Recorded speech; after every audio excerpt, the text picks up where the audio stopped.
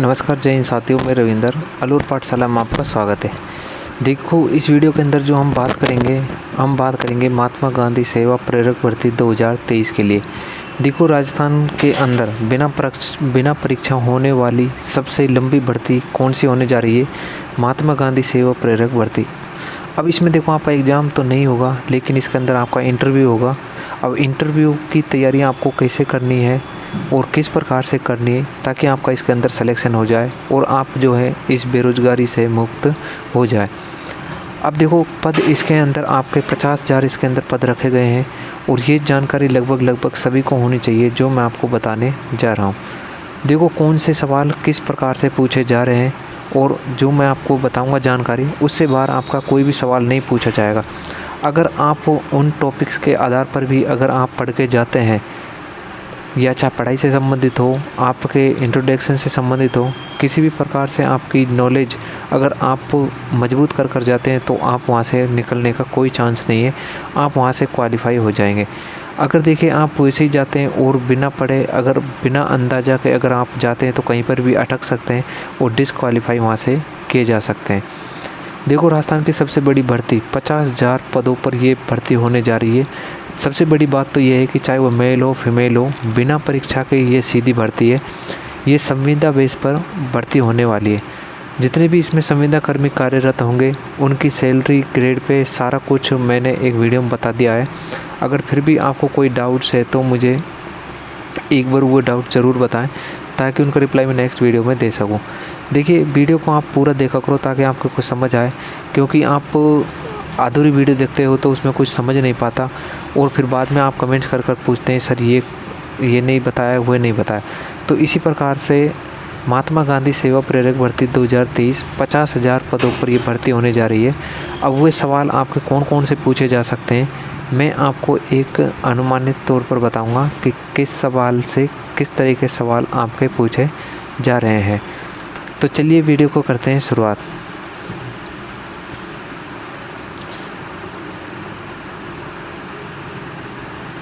देखो, सबसे पहले इंटरव्यू की अगर बात करें तो देखो, इंटरव्यू में आपका वहाँ पर क्या पूछा जाएगा। आप अपने बारे में सबसे पहले तो वहाँ पर आपके बारे में पूछा जाएगा। आपका नाम पता होना चाहिए, नाम पता सब कुछ ये पता होना चाहिए। उसके बाद आपसे पूछा जा सकता है कि आप बेरोज़गार हैं या आप और कहीं पे भी काम कर रहे हैं, तो आपको इस तरीके से जवाब देना है। और सबसे बेसिकली जो बातों की वहाँ पे शुरुआत होती है इंटरव्यू की, वो होती है आपके गांव से। देखो, सबसे पहले आपका गांव पूछा जाएगा, उसके बाद आपकी तहसील पूछी जाएगी, उसके बाद आपकी पंचायत समिति वहाँ पर पूछी जाएगी, उसके बाद आपको ज़िला आपका पता होना चाहिए। देखो, मैं क्यों आपको इसलिए बता रहा हूँ क्योंकि आपको इस प्रकार के सवाल वहाँ पर देखने को मिलेंगे। और ये तो आपको 2-3 जो मैंने आपको बताया है, ये तो आप जान रहे होंगे कि सबको ही पता होता है, लेकिन आगे मैं आपको ऐसी नॉलेज दूंगा कि ये तो आपको 100% पता होना चाहिए। देखिए, उसके बाद आपके यानी कि आपको गांव की जानकारी होनी चाहिए कि जो आपका गांव है वो ग्राम पंचायत में आता है या नगर पालिका में आता है। ये सबसे बड़ी बात है। अगर आप यहाँ से आंसर गलत भी देते हो तो वहाँ पर आपका जो चांस है बहुत ही कम बन जाते हैं। लगभग आपका सिलेक्शन वहाँ पर नहीं हो सकता, क्योंकि आपको पता है कि अगर आपके गांव की जानकारी आपको नहीं पता तो उनके लिए ये सबसे बड़ी बात है। देखो, उसके बाद आपसे पूछी जा सकती है लगभग गांव की जनसंख्या। उसके बाद देखो, वो यानी कि वाटर पानी की मात्रा आपके यानी कि गांव में कैसी चल रही है, ये भी आपको बताना है। सबसे बड़ी बात तो ये है कि अगर आपसे कोई भी सवाल अगर पूछा जाता है तो आपको क्या है कि रुकना नहीं है।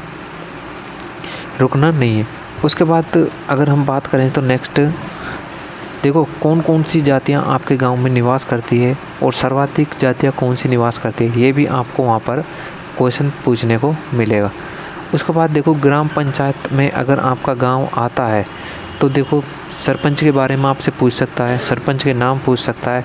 उसके बाद सरपंच के चुनाव कैसे होते हैं और आपके सरपंच जो हैं कार्यरत में कैसे हैं या आपके सहायक के लिए कैसे हैं, इस प्रकार से क्वेश्चन आपके लिए पूछा जाएगा। उसके बाद देखो, नेक्स्ट देखो, फिर आपके तहसील के बारे में जानकारी होनी चाहिए कि देखो तहसीलदार कैसे बनता है, क्योंकि ये आपको पता है कि RS लेवल की ये पोस्ट है, क्योंकि वहाँ से जो है ये पद जो है आपको मिलता है, क्योंकि तहसीलदार जो है RS लेवल की एक पद है। उसके बाद आपको देखो SDM कौन है, कैसे बनता है, और आपके जो है नज़दीकी SDM है वही उनके नाम क्या है। उसके बाद आपको पूछ सकते हैं इसी लेवल पर कि MLA कैसे बनता है और MLA आपके कौन है। नगर पालिका नगर निगम में आपके जो चेयरमैन है, महापौर हैं, इनको कैसे चुना जाता है, इस प्रकार की नॉलेज भी आपके पास होनी चाहिए। अगर इस प्रकार की नॉलेज को आप सब पढ़ के जाएंगे आपके गांव में ग्राम पंचायत, नगर पालिका, नगर परिषद से संबंधित, तो आपको देखो वहां से निकलने का कोई चांस नहीं बनता। उसके बाद देखो पंचायत समिति के बारे में आपको जानकारी होनी चाहिए, क्योंकि आपको पता है पंचायत समिति का जो अध्यक्ष होता है वो होता है प्रधान। अब प्रधान का जो चुनाव है कैसे होता है कि पंचायत समिति के सदस्य करते हैं, ये आपको पता होना चाहिए। अगर ऐसा पूछा जाता है तो आपके प्रधान का नाम भी पूछा जा सकता है। और जो पंचायत समिति का सरकारी अधिकारी जो होता है वह कौन होता है, तो वो होता है BDO।